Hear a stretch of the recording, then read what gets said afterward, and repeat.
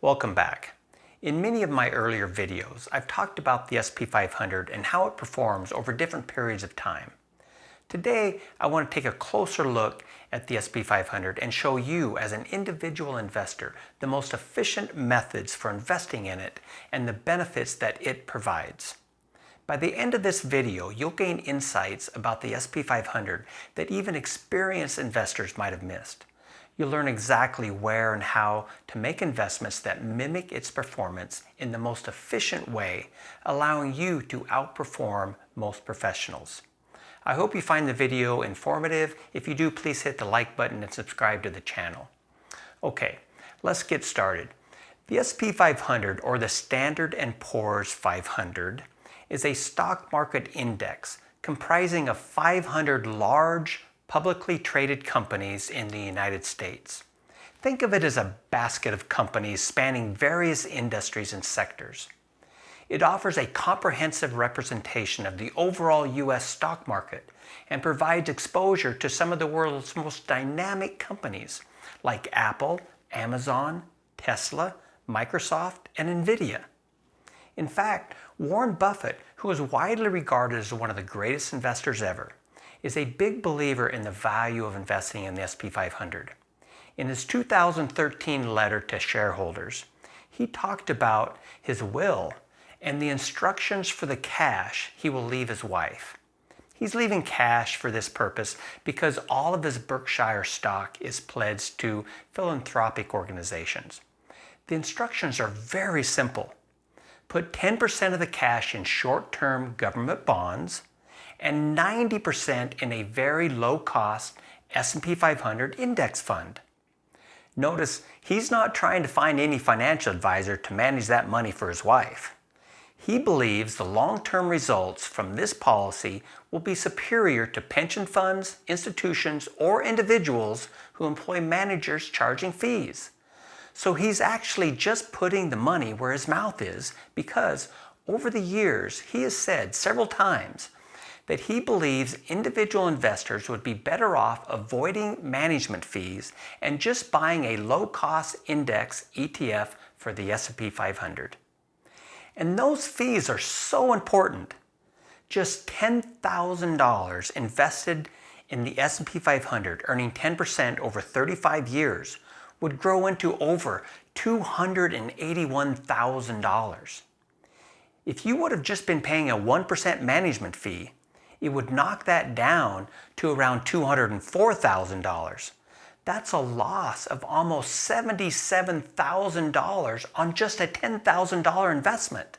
Now, let's explore the S&P 500 and understand why this can be an excellent choice for many long-term investors. The composition of the S&P 500 is determined by a special committee using specific criteria. They make very slight adjustments every quarter, adding and removing companies from the list. This automatic adjustment ensures that the index always represents an updated list of the 500 large and significant companies of the U.S. market. To illustrate how the composition has changed over time, let's look at the top 5 companies in different years. In 1973, the top 5 companies were IBM, AT&T, Exxon, Kodak, and General Motors. By the year 2000, the top 5 companies had shifted to General Electric, Intel, Cisco Systems, Microsoft, and Pfizer. As of 2023, the top 5 are now Apple, Microsoft, Amazon, Nvidia, and Alphabet. It's kind of fascinating to wonder what the top 5 will look like in another 10 or 20 years. The S&P 500 is widely tracked by investors due to its size and popularity. It serves as a useful tool for gauging overall economic performance. According to the Global Industry Classification Standard, the S&P 500 can be broken down into 11 different sectors of the economy, providing diversification across areas such as energy, materials, industrials, consumer discretionary, consumer staples, healthcare, financials, information technology, communication services, real estate, and utilities. This diversification means you don't have to invest in 500 different companies to gain exposure to the economy. It helps prevent you from putting all your eggs in one basket. While we can't directly buy the S&P 500 itself, since it's not a stock, but rather just a list of stocks, we can invest in an ETF designed to mimic its performance. An ETF just stands for Exchange Traded Fund. And they trade just like stocks and offer an efficient way to invest in the S&P 500 because there is no manager charging us fees. Now let's go over some additional key points. We often hear about the Dow Jones in the news, but it consists of only 30 companies, and it doesn't represent all 11 industry sectors of the economy. The Dow's index gives greater importance to companies with a higher share price, regardless of the company's actual size. In contrast, the S&P 500 is weighted by what's called market capitalization, meaning that larger companies have a greater influence on its performance. This makes the index a better reflection of the market's largest and most significant companies. Therefore, when we invest in an ETF that mimics the S&P 500, the money is not evenly distributed across 500 companies. Since Apple and Microsoft are currently the two largest companies in the US, they get the biggest percentage of the investment. In fact, as we can see here, for every investment we make into the ETF for the S&P 500, over 7% of that money gets invested into Apple, and over 6% gets invested into Microsoft. Then the percentage for each company drops as the size of the company decreases. Now, let's look at some benefits of investing in an S&P 500 index ETF. 1. It provides exposure to 500 of the most dynamic US companies, diversified across 11 different sectors. 2. It has had strong, consistent long-term returns. While returns can vary greatly in any single year, the S&P 500 has historically averaged a rate of return of around 10% over the long term, including the dividends it pays. Just consider these actual returns. Those are remarkable figures, showcasing its strong historical performance. Although we can't predict the future with any certainty, the S&P 500 does have a solid track record of delivering great returns. 3. Investing in the S&P 500 through an ETF eliminates the need to spend hours analyzing and selecting individual stocks in an attempt to beat the market. Just as I have discussed in previous videos, even professionally managed mutual funds struggle to outperform the S&P 500. In fact, over 15 and 20-year periods, more than 90% of actively managed mutual funds underperform their specific S&P benchmark index when accounting for the fees they charge. If professionals find it challenging to beat the S&P's performance, why should we believe we can? 4. Another advantage is its simplicity and straightforwardness of investing in an ETF. Remember, ETF trades just like stocks. So when you purchase shares of an S&P 500 ETF, you automatically own a small portion of 500 companies. 5. The most popular S&P 500 ETFs come with extremely low fees. There are many choices with an expense ratio below 0.15% and some below 0.05%. An expense ratio represents the annual fee for operating the fund. Mutual funds usually have higher expense ratios because they are actively managed. 6. In contrast to some mutual funds, ETFs don't charge sales loads, which is just a fancy name for sales commissions. Some mutual funds can have sales loads as high as 5.75%. 7.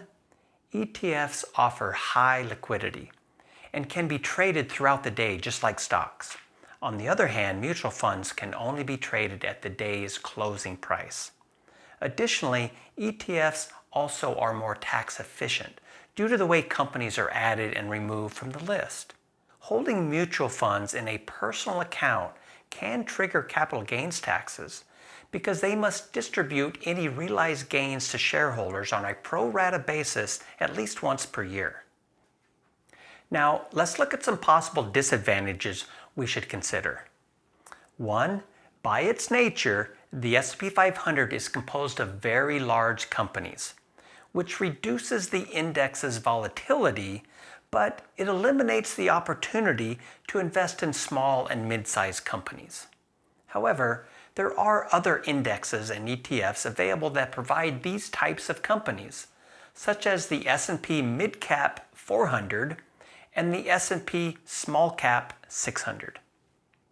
Number 2, the S&P 500 doesn't offer international exposure, but there are ETFs that can provide that type of exposure if that's what you're looking for. Number 3, the index is somewhat dominated by the largest companies. For instance, currently the 5 biggest companies account for approximately 20% of the index. This means that around 20% of the invested money goes into just those 5 companies, while the remaining 80% is spread out over the rest. And 4, in any given year, the S&P 500 can experience volatility. For example, in 2008, it dropped 37%, but then rebounded with a 27% increase in 2009 and almost 15% in 2010. Remember that when investing, it's important to take a long-term view, considering the S&P 500's strong track record over extended periods. Now, let's explore some good options for setting up an account, if you don't have one already, and discuss some ETFs that can mimic the performance of the S&P 500. To begin, you'll want to choose a reputable discount brokerage account that offers low-cost access to ETFs. Some excellent choices include places like Charles Schwab, Fidelity, and Vanguard. Once you have chosen a brokerage, you need to set up an account. You'll have to decide what kind of an account you want to open, such as a personal account, maybe a Roth IRA, or maybe even a traditional IRA. After opening the account, you'll need to fund it by depositing the desired investment amount.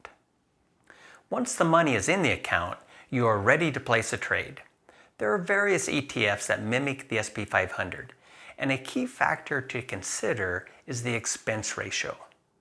If the expense ratio is low, one S&P 500 ETF isn't necessarily any better than another, since they all serve the same purpose. Personally, I would make sure you're buying an ETF, not a mutual fund with the name S&P 500 in it. If you are just starting out and have limited funds to invest using dollar cost averaging, you may prefer an ETF with a lower price per share. This way, you'll need less money to purchase each share. Like stocks having ticker symbols, for example, Apple is AAPL, each ETF also has a ticker symbol used to place the trades. Here's a short list of a few popular ones you can look at that all have low expense ratios. Any of these would be an excellent choice for someone looking to invest in the S&P 500 ETF. Naturally, all discount brokers I mentioned earlier have customer service lines and are willing to help answer any questions while setting up the account or executing your first trade. By the way, you don't need an account at Vanguard to buy the Vanguard ETF, if that's the one you're interested in. It can be purchased at any of the brokers I mentioned. And there it is. I hope you now have a better understanding of the S&P 500, its long-term performance history, and how to efficiently invest in it through an ETF. For many investors, it can function as a core holding, or for beginners, a wonderful way to start investing. Remember that it can be volatile in the short term, so investing in the S&P 500 should be seen as a long-term commitment. Stay patient and focused on your retirement goals. Any money you may need within the next 5 years probably shouldn't be invested in stocks. If there is a downturn in the market, we want time to ride it out. Thank you for watching, and please don't forget to hit the like button and subscribe to more videos. If you have questions or comments, please leave them below. I do enjoy hearing from you.